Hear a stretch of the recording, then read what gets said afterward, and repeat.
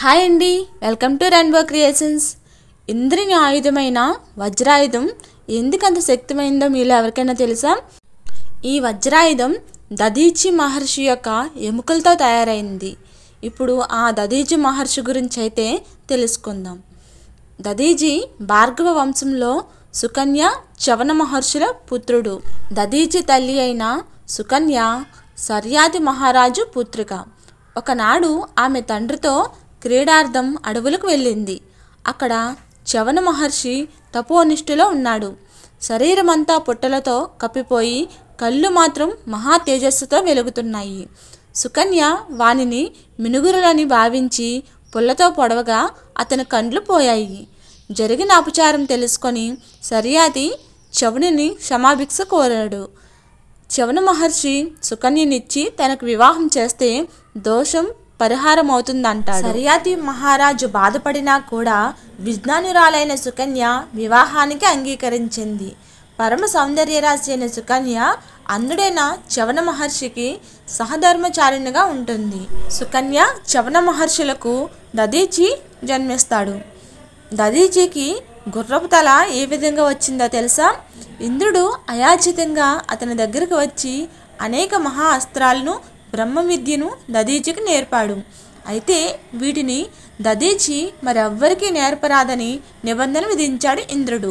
ఇలా నేర్పితే దధీచికి శిరస్సును ఖండిస్తానని స్పష్టం చేశాడు. అశ్విని దేవతలు దధీచిని ఇంద్రుడు నేర్పిన విద్యలను తమకు నేర్పవలసిందిగా కోరారు. దధీచి అందుకు అంగీకరించాడు. అయితే ఇంద్రుడు విధించిన నిబంధనను వారికి తెలియజేశాడు. అప్పుడు అశ్విని దేవతలైన తదాస్తు దేవతలు దధీచి తలను స్వయంగా ఖండించారు. ఆ స్థానంలో ఒక గుర్రపు శిరస్సును ఉంచి తద్వారా మహాశాస్త్రాల అధ్యయనం చేశారు. ఈ విషయం తెలిసిన ఇంద్రుడు వచ్చి దధీచి గుర్రపు తలను ఖండించాడు. వెంటనే అశ్విని దేవతలు తాము భద్రపరిచి ఉంచిన దధీచి యొక్క నిజ శిరస్సును తిరిగి అదే స్థానంలో అతికించారు. ఇంద్రుని ఆయుధమైన వజ్రాయుధం ఏ విధంగా రూపొందిందంటే, ఒకసారి దేవతలకు దానవులకు మధ్య యుద్ధ విరమణ జరిగింది. యుద్ధంలో అమితమైన నష్టం జరిగింది.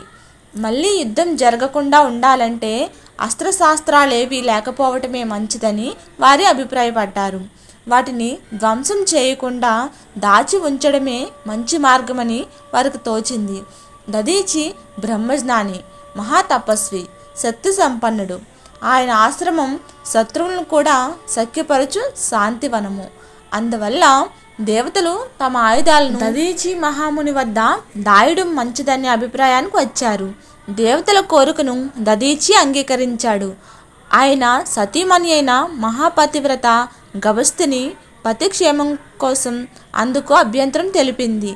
అయినా కూడా దధీచి అస్త్రాలను భద్రపరిచాడు.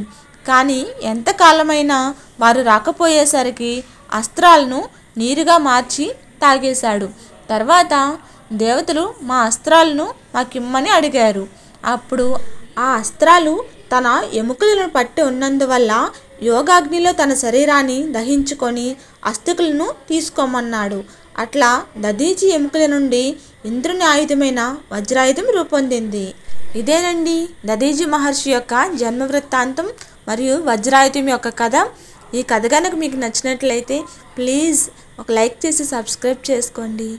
Thank you.